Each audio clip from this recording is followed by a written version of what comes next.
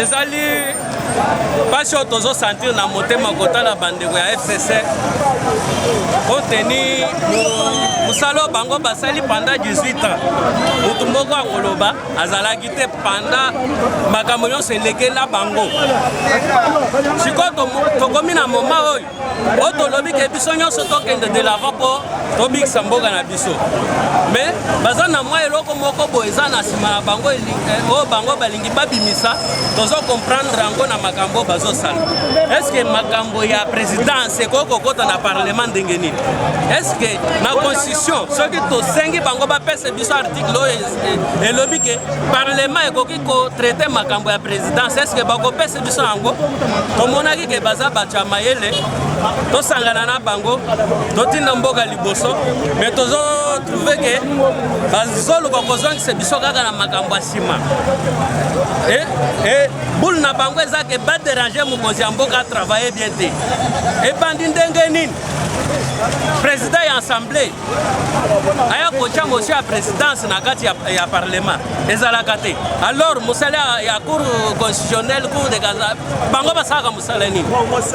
Alors mwana mwasi wana lokola ayebi esika na ye te ou bien alingi adétruire unité ya basi yango wana toya po tolakisa ye ke aza mayele te mpe tozoloba na ye ke soki aza mayele fo adémissionne akoki na esika wana te baza bato ya mibeko me biso toza odela ya mibeko yango toyeli awo po tolakisa bango ke koza na nzela te mpe koza na bolingo ya mboka te soki koza na bolingo ya mboka ifo kotala makambo mosusu na miso nde koya na biso toya po tolakisa bango sanso wana bato na esika oyo bandeko oyo bafotaki bango batravaille na mese Kabila pendant 18 ans bayibi mboka bakomi mboka bapie mboka bakosi bato na bapolo bake bavote bango bavandi na ensemble wana mpona bakomplikaka mese président de la république bakomplikaka ye basalaka makambo ya busoba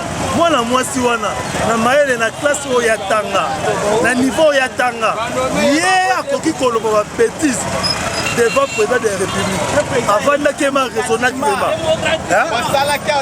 asali erreur wabi asali erreur ya makasi okosa charge na ye ntina suka ye biso yango bango nyonso oyo bavandi na kati ya ensemble ye biso yango soki baye mpona babomba peuple soki baye mpo bakosa peuple déjà aza vigilant papa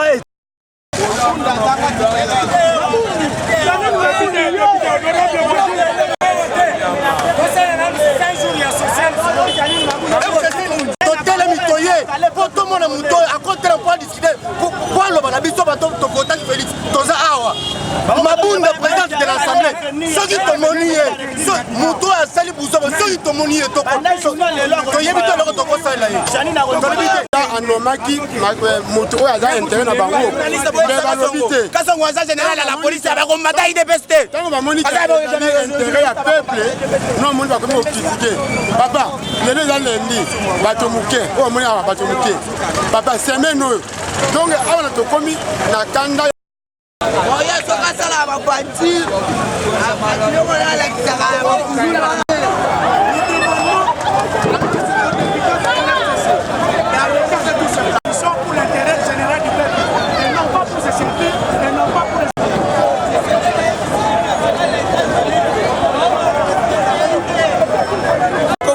David Tunga, défenseur du temple. Aux mécontentement, il y a peuple congolais pour l'ex-Liboso Assemblée nationale pour la violation intentionnelle de la constitution en Abisso. Ou bien que le président est élu par le peuple.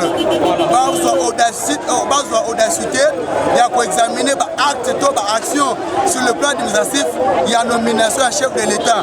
Aux élites condamnables, au PCB et PSML Bango, il y a mis balai. FCC basali 18 ans na bokonzi batikali ko résoudre social à peuple congolais. Président Félix aza garant de la nation. Bazali ko engager la population congolaise. Député FCC Charles Nawesh a besoin de courage pour traiter le président d'un inconscient pour affinir ici la République démocratique du Congo. Pour lancer un message à Janine Maboune de enlever l'immunité, il y a député Wana, il y a Charles Nawesh, enlever l'immunité, il y a Charles Nawesh, et puis il y a déféré devant la justice, et puis pour la prise Yasuka, député Wana il faut la invalider. Et pour la invalider, ceux qui vont invalider député Wana alongola immunité na ye a déféré devant la justice à l'invalider point barre soit quitté Gozawana.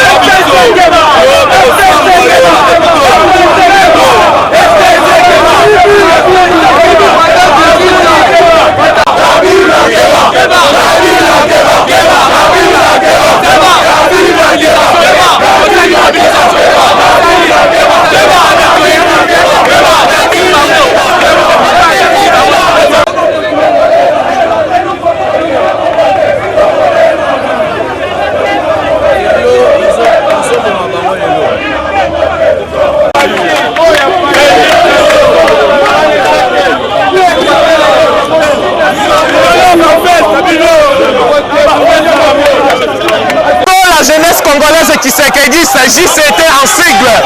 Aux structures accompagnaka, président de la République, tu as 8 ans déjà d'existence. À l'époque, il a fait les docteurs, le père de la démocratie, je citais docteur Etienne Tshisekedi de Moulumba. Tu as un méchant pour Saranate, tu as un crâne pour Saranate, tu as un makambo oyo zo le galelo na ndako oyo. Et bien d'ici biso libaku monene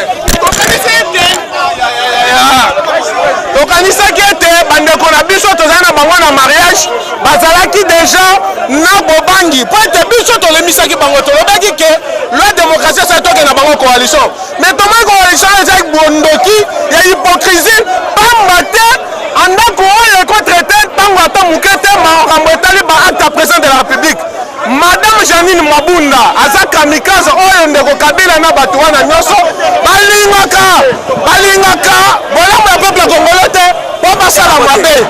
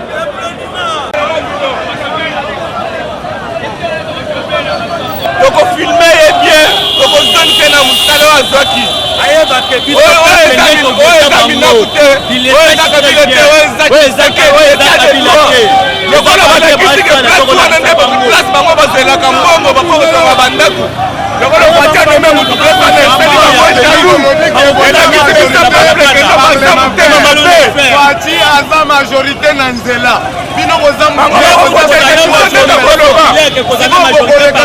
combien de milliers de personnes aya ko expliquer biso article 69 elobi nini article 69 elobi boy jamais ko juger chef de l'état Kabila nous a trahi les méchants.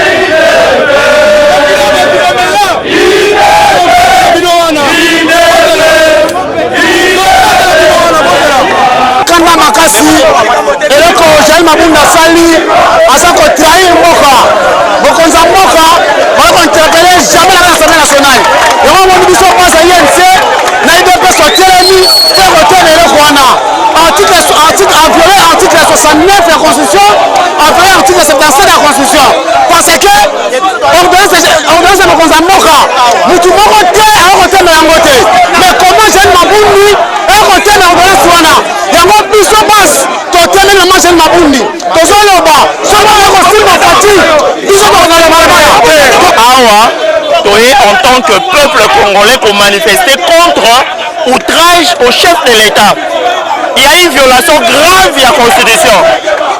Monsieur Charles Nawesh, un député nommé, doit mettre en garde au sein du Parlement et initier lever l'immunité à député pour l'outrage au chef de l'État. Pas lever l'immunité, pas qu'il ne ressemble à la justice. Autour la séparation du pouvoir. Le chef de l'État est politiquement irresponsable devant le Parlement. Donc, il faut lever l'immunité. Il faut aller pour tout ce qu'il faut lever l'immunité là. Une ordonnance signée par le chef de l'État. On ne discute pas à propos de cette ordonnance. Mais le président Félix Tshisekedi a dans la majorité de la parlementaire. Ils sont des peuples congolais. Sans majorité. On dit que Bango Basali, Bango Zore Kolute Mbano na Bango Lelo. Plus de 500 députés là. Et là, si c'est qu'on met là, je ne sais pas. Ceux qui vont continuer à mourir, tu revois pendant une semaine, si le président a dissoudre le Parlement, si le président continue à mourir, on va mettre le pain. koloba biso toalia nsima contre la FCC makambo alukela biso biso liado toboki tata biso oza na deux principaux problèmes ya liboso eza parlement oyo bazoatake baacte na baordonnance ya président de la république oyo baza na qualité te bango autorité immorale na bango kabila alakisa bango immoralité babanda koatake baordonnance ya président de la république il faut bayeba nawe juana fazer alobi baprésident atraité président de la république d'inconscient yebisa eza outrage mpe biso toza awa makambo oti tokosisa président de la république déjà aenvisage audition de parlement opo totravaille nango te ayeba coalition wana ezali population te wana eza baapoi démocratique bakozala balinyango te toyokana mpe na bango te lelo toboyi makambo ya mariage biso na FCC tobomi mariage biso na FCC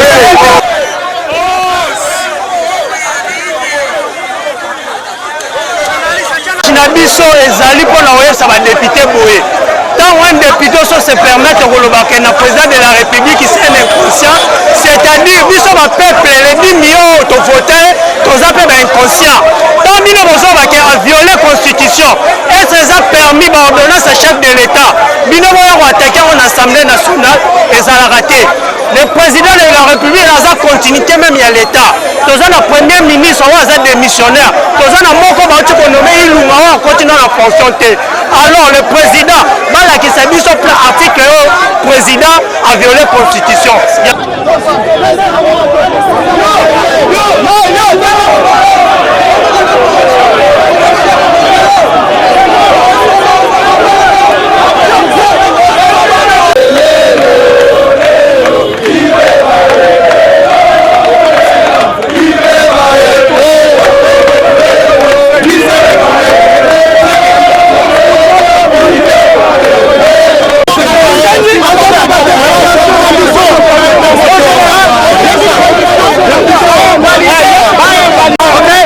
Nous demandons ce que c'est des prudents qui avaient en fait insulté le chef de l'État ou qui avaient le débat pour débattre, juger les actes du chef de l'État au Parlement, dont ils n'ont pas compétence, soit invalider.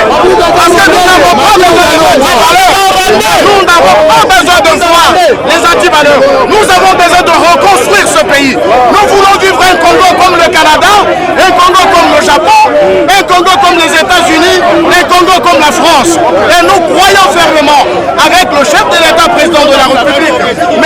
Félix Tshisekedi, nous y arriverons. Nous avons tout ce qu'il faut. Mais c'est plutôt les gens, les antivaleurs. La politique.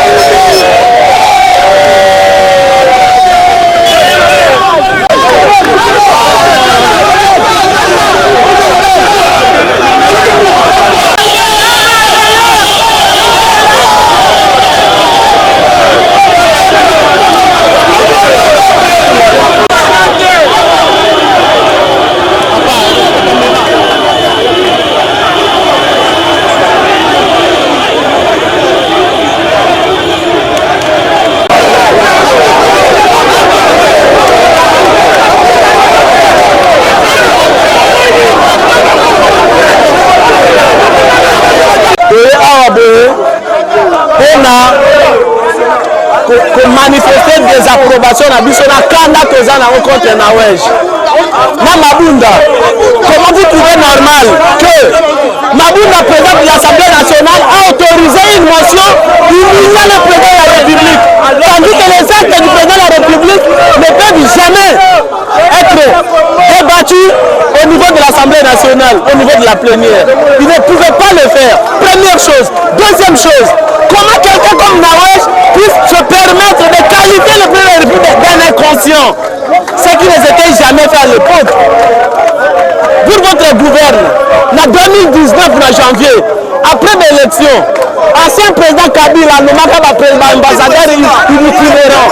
Et c'est la finir de l'Assemblée nationale en 2015, 2015-2016. À l'époque, quand on a dialogue de l'Union africaine, Makata a démissionné après avant que l'on s'en a dit dans la quota. A signé quand il est déjà démissionnaire, a signé Donas Moko, on a tiré à Batouba qui est là-bas, dans DGI, dans Mazé Basselé à la Goule. On n'avait jamais compris Kabila d'inconscient. À l'époque, Kabila avait pris une ordonnance, nommant les morts comme les majeurs dans ce pays. On se moque de qui? Parce que Fatia a autorisé un état de droit, on doit maintenant commencer à tenir des propos désobligeants, déshonorants. C'est outrageant contre le chef de l'État. On ne peut pas l'accepter. On ne peut pas l'accepter. Lélo, tout ça, on va lever de l'immunité, la Nawej, pour outrage au chef de l'État. Deuxième chose, c'est d'abord aujourd'hui la convocation par le président de la République de la présidente de l'Assemblée nationale pour lui montrer sa dépravation. Sinon, on solliciterait des choses parce qu'ici, ils sont là-bas. Ici, c'est le peuple qui parle.